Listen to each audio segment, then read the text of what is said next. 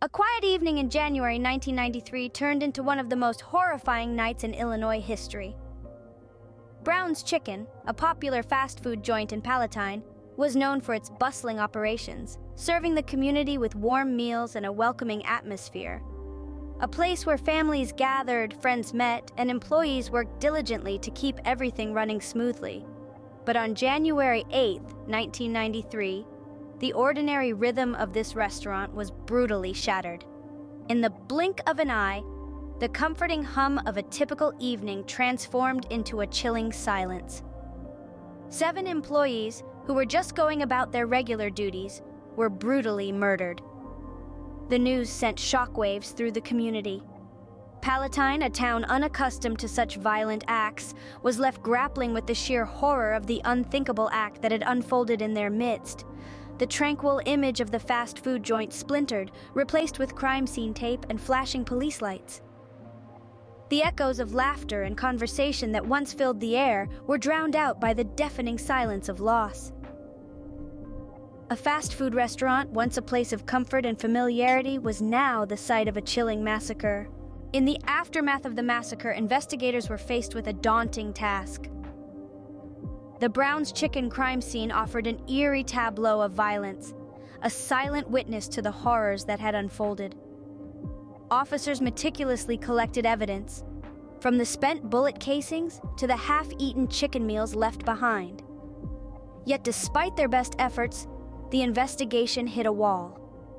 A massive manhunt ensued, spanning across state lines, following leads that seemed promising but often led to frustrating dead ends. The detectives were stuck in a maddening cycle of hope and disappointment as each potential breakthrough evaporated into thin air. The case, once ablaze with media attention and public outcry, gradually grew colder, slipping through the cracks of a system overwhelmed by new cases demanding attention. As days turned into months and months into years, the Brown's Chicken massacre remained an open wound in the heart of Palatine, Illinois. Frustration and desperation filled the air as the case remained unsolved for nearly a decade. The faces of the 7 victims, forever frozen in time, became a haunting reminder of a justice still unfulfilled. The case turned cold, but the memories of that fateful night remained, a haunting reminder of the justice still unfulfilled. 9 years later, a whisper of evidence breathed new life into the cold case. The year was 2002, and the chilling Brown's Chicken massacre was far from forgotten. It was then that a ray of hope emerged, an unexpected turn of events that led authorities right to one of the assailants, Juan Luna. Luna's girlfriend, in a moment of conscience or fear, implicated him in the gruesome act.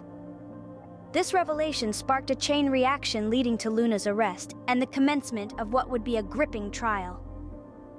The courtroom was abuzz with tension as evidence was presented, painting a harrowing picture of that fateful night in '93. Witness testimonies, coupled with forensic evidence, including a partial palm print and DNA match, were instrumental in solidifying Luna's guilt.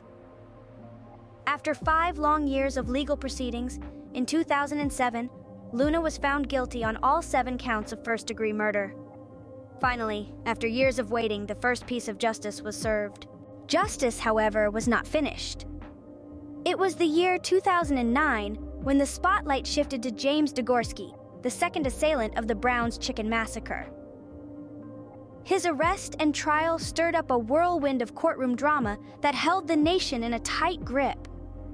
In a case that had already seen its fair share of twists and turns, Degorski's trial was no different. The evidence was presented, the testimonies heard, and the tension palpable. Each day seemed to bring with it a new layer of complexity, a new piece of the puzzle to add to the already intricate picture of the horrifying events of that fateful night in January 1993. Then came the moment everyone had been waiting for, the final verdict. Degorski was found guilty on all 7 counts of first-degree murder. The courtroom held its breath as the sentence was handed down. Life imprisonment, just like his accomplice, Juan Luna. Both Degorski and Luna are serving their sentences at the Stateville Correctional Center, their freedom forever taken in exchange for the lives they ruthlessly ended that cold winter's night. Nearly 2 decades after the massacre, the final chapter of this horrifying tale was written, bringing a semblance of closure to a long and painful journey.